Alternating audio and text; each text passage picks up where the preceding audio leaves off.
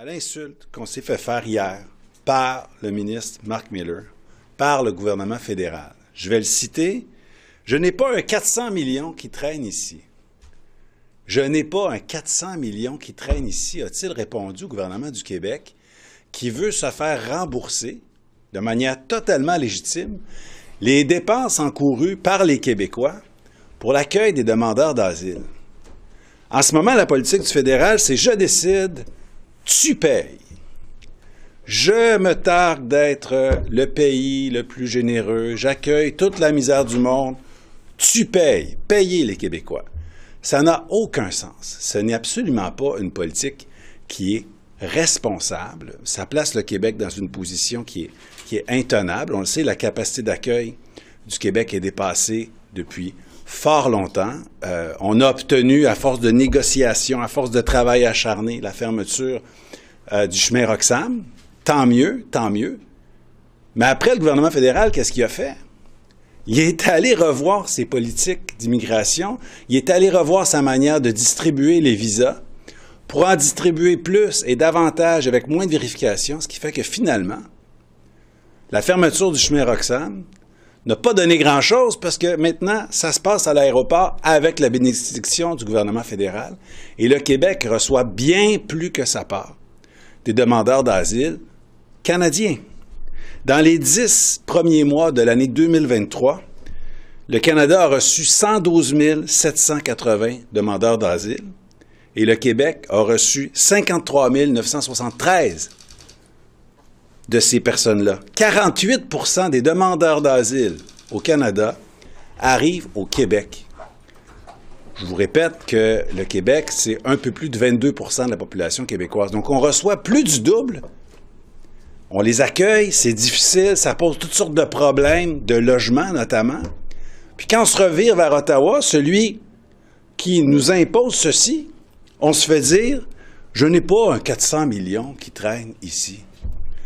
Écoutez, ça frôle l'hypocrisie, c'est totalement inacceptable. Le gouvernement canadien, Ottawa, doit reprendre le contrôle de ses frontières, doit assumer ses responsabilités, doit d'abord réduire le nombre de demandeurs d'asile qu'on accueille. Le Québec a toujours été une terre d'accueil, mais il y a quand même des limites.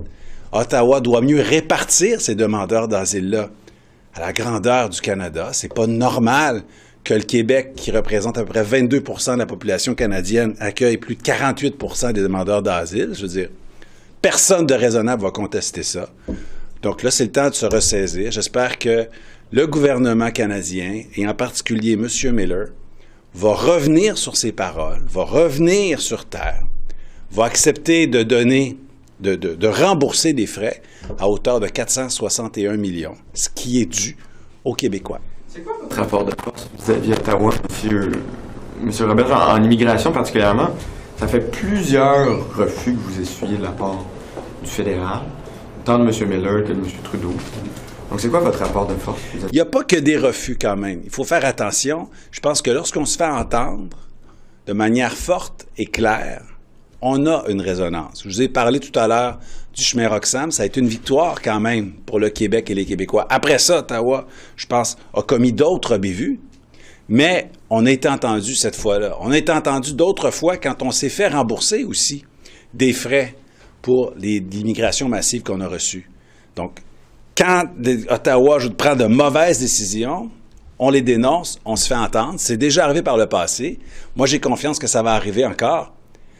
Mais honnêtement, c'est pas normal qu'on ait à se fâcher. C'est pas normal qu'on ait à lever le ton pour se faire rembourser. Est-ce que c'était une victoire, puis vous venez de dire que ça n'a pas donné grand-chose, finalement?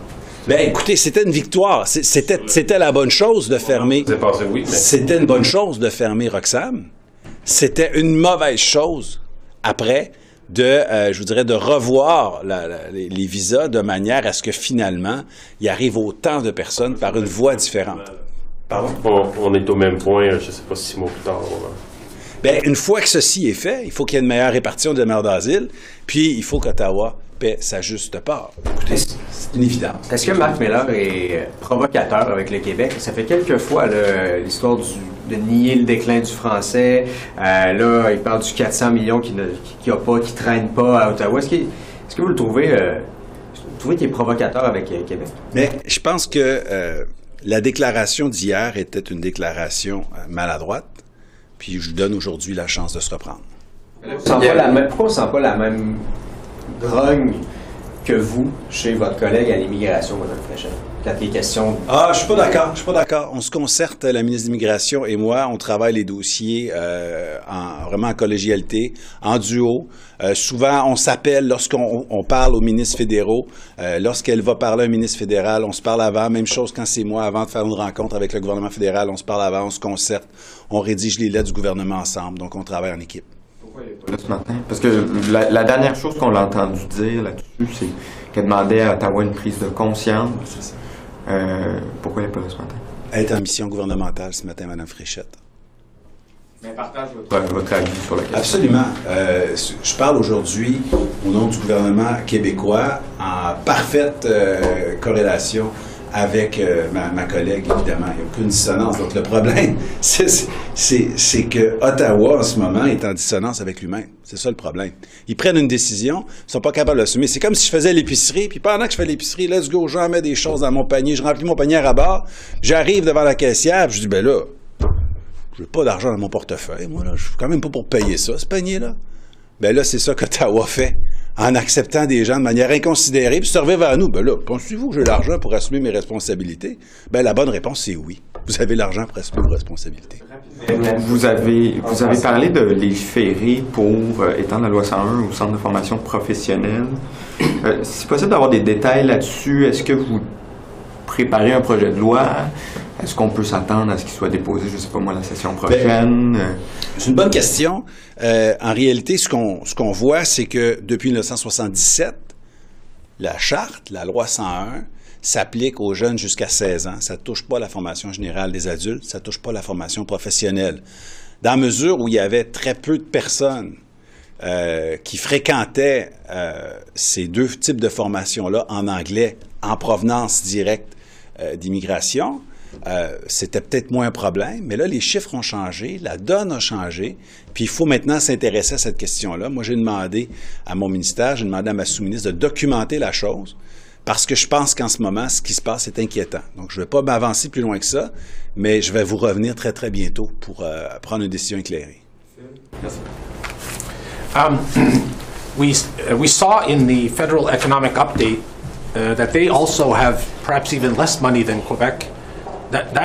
Is that possibly why he suddenly is saying he doesn't have the 400 million, Mr. Roberge, and you say this is insulting? He has, the federal government has to take the responsibilities. They decide to accept a lot of asylum seekers. They can't say, well, we don't have money for that. We don't have money for them. We don't have money for Quebecers who pay to accommodate them, to feed them. It's not an option. You know, when you decide something, you have to assume. And so you're saying they're in French. You said it was an insult. What he said. Well, the response of the federal minister in immigration is unacceptable. This reaction is absurd. Quebecers are paying for Ottawa's lack of responsibility right now, and this has to end.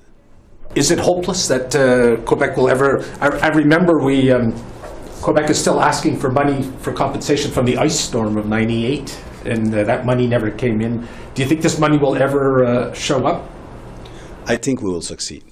I'm confident. Are you in talks? Are you talking to them? Or? Yes, of course. We are talking to them. It's my job. Thank you. Merci.